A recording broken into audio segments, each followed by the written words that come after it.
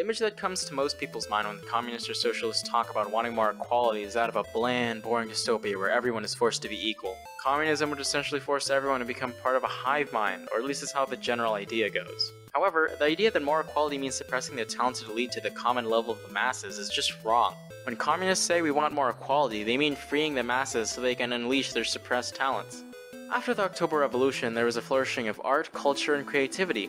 The Futurist movement, legalization of divorce for women, and the growth of cinema were exciting developments compared to the Tsar's regime over the masses of people. It turns out liberating millions of people from the clutches of capital creates an exciting, artistic society, not one where everyone is forced to be a hive mind and conform to some incorrect, abstract idea of equality. Meanwhile, in capitalism, schools prepare students for a lifetime of work, while workers have to become mindless drones in jobs that a majority of them hate. Any sort of excitement or interest is usually reserved for the rich and powerful, while the rest of us go on with our boring lives. People worse off have to deal with the growing ecological disasters that are literally killing them and destroying their homes, while the rich profit off of ignoring any sort of sustainable solution. Maybe all this talk about a communist dystopia is really just an example of capitalism projecting itself?